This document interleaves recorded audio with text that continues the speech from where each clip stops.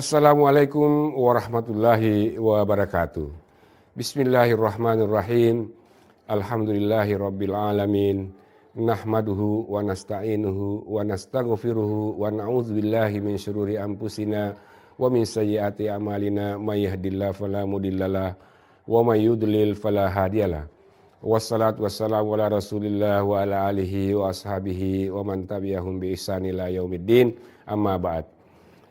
Pertama-tama marilah kita memanjatkan puji dan syukur kehadirat Allah Subhanahu wa taala atas segala nikmat yang diberikan kepada kita selama ini, sehingga pada hari yang penuh berkah ini kita masih dapat menjalankan kewajiban-kewajiban ibadah kita, terutama ibadah puasa.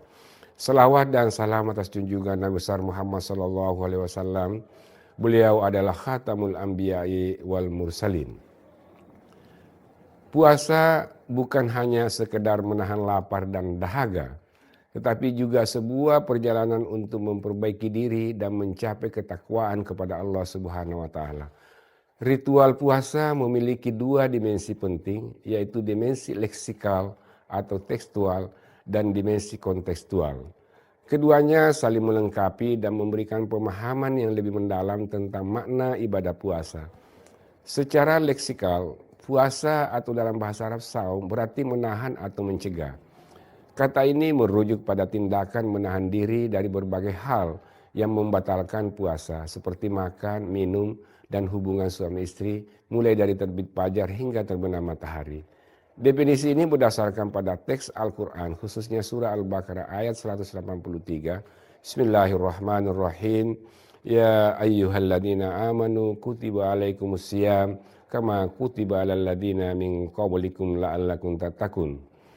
Tujuan utama dari puasa ini adalah untuk mencapai ketakwaan, yaitu kesadaran penuh akan kehadiran Allah dalam setiap aspek kehidupan, serta menjaga diri dari segala bentuk perbuatan yang dapat merusak hubungan dengannya. Dalam konteks leksikal, puasa diartikan sebagai disiplin ritual dalam menahan berbagai bentuk godaan duniawi demi mencapai kedekatan dengan Allah. Sementara itu, makna kontekstual dari ayat puasa mengarahkan kita pada pemahaman yang lebih luas, yaitu melibatkan dimensi sosial dan kehidupan sehari-hari. Puasa secara kontekstual tidak berhenti pada menahan lapar dan haus saja, tetapi juga mengajarkan umat Islam untuk lebih peduli terhadap sesama, terutama mereka yang hidup dalam kesulitan. Melalui pengalaman berpuasa, seorang muslim dapat merasakan penderitaan orang-orang yang tidak mampu mendapatkan makanan dan minuman yang cukup. Bersama dengan konteks leksikal, konteks sosial melengkapi puasa bukan sebagai ibadah vertikal semata, tetapi juga horizontal. Rasulullah SAW bersabda, barang siapa yang tidak meninggalkan perkataan dusta dan selalu mengamalkannya, maka Allah Ta'ala tidak butuh kepada puasanya. Ibnu Majah juga meriwayatkan hadis Nabi sebagai berikut, rubba sa'imin khazzahu min siyamihi al-ju'i wal atash. Berapa banyak orang berpuasa yang tidak mendapatkan apa-apa kecuali lapar dan dahaga saja. Dua hadis di atas mengajarkan bahwa puasa tidak hanya melibatkan aspek perut, tetapi juga aspek lisan dan moral. Jika seorang muslim hanya menahan lapar dan haus, tetapi tidak menjaga perkataan dan tindakannya dari hal-hal yang merusak, maka puasa tersebut menjadi sia-sia. Lisan menjadi gerbang utama segala keburukan manusia. Karena itu Nabi Muhammad SAW paling getol mengingatkan umatnya dalam menjaga lisan ini, terutama ketika saat puasa. Nabi Muhammad tidak menghendaki umatnya berpuasa menahan haus dan lapar, tetapi masih suka merendahkan sesamanya. Dalam kasus puasa Ramadan misalnya, seseorang mungkin berpuasa, tetapi ia dengan angkuh mengklaim bahwa ia layak dihormati dengan menyuruh warung-warung makan untuk ditutup di siang hari.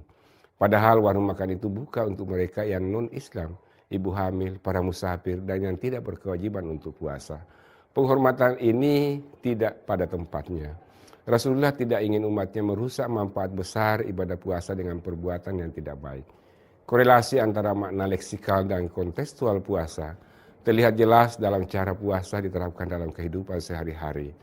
Puasa secara leksikal mengajarkan kita untuk menahan diri dari makan dan minum, tetapi secara kontekstual sekaligus mengajarkan kita untuk merasakan bagaimana rasanya menjadi orang yang tidak mampu mendapatkan makanan. Ini mendorong melatih kita untuk menjaga tutur kata dan perilaku sekaligus menambah nilai ketakwaan kita. Semoga kita bisa menjadi umat Islam yang istiqamah dalam menjalankan nilai dan ritual puasa sehingga berdampak baik pada perilaku kita setelah bulan Ramadan. Selamat menjalankan ibadah puasa. Usikum wa iyaya bitaqwallah. Wassalamualaikum warahmatullahi wabarakatuh.